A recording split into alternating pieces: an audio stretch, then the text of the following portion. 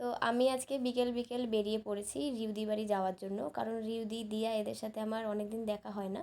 এদের সাথে লাস্ট দেখা হয়েছিল, আমাদের একটা শ্যুট ছিল যেটার ভিডিও আমি অলরেডি দিয়েছি। তো সেদিনকে এদের সাথে লাস্ট দেখা হয়েছিল। তারপর অনেক প্ল্যানিং করা হয়েছে যে দেখা করবো, কিন্তু দেখার করা হয়নি। তো আজকে ফাইনালি আমরা দেখা করছি রিউদির বাড়িতে। তো দিয়া আমাকে নিতে চলে এসেছে, যেহেতু আমি রিউদির বাড়ি আজকে ফার্স্ট টাইম যাচ্ছি, তো আমি চিনি না। তো এই জন্য দিয়ার সাথে আজকে আমি চলে গেলাম রিউদির বাড়িতে। এই যে আমাদের রিউদি দরজা খুললো দেখো। আর গিয়েই তো প্রথমে এই পুচকুটার সাথে হয়ে গেল আমার দেখা। মানে কি বলবো, মানে রিউদি বাড়ি যাওয়ার আমার প্রধান যদি কোনো কারণ হয়ে থাকে, সেটা হচ্ছে কি রিউদির বাড়িতে এরকম দুটো বাচ্চা আছে, একটা এরকম ডগ একটা ক্যাট। তো এদেরকে দেখার আমার ভীষণ ইচ্ছা ছিল। তো সেই জন্য এই রিউদির বাড়িতে স্পেশালি যাওয়া। তো এই যে এই মেয়াওটা মানে ভীষণই শান্ত ছিল। এর নাম ছিল, মেয়াওই ছিল, আর আগেরটার নাম ছিল হচ্ছে কি ডল।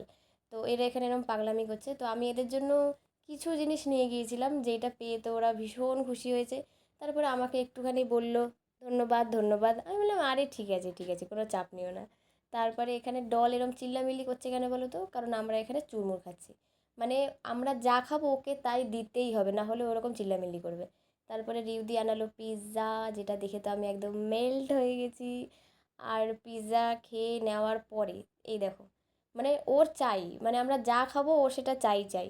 তারপরে আমরা অনেক মজা অনেক আড্ডা দেওয়ার পরে এবার আমি বাড়ি যাব। বাড়ি যাওয়ার সময় ওকে একটুখানি আদর করে গেলাম। আর এই যে আমি বাড়ি চলে যাচ্ছি, আর রিউদি বলছে যাস না, থেকে যা, আবার কবে আসবি? আমি বলছি আসবো চিন্তা করো না, আরেকদিন এরকম আড্ডা দেওয়া হবে, টাটা।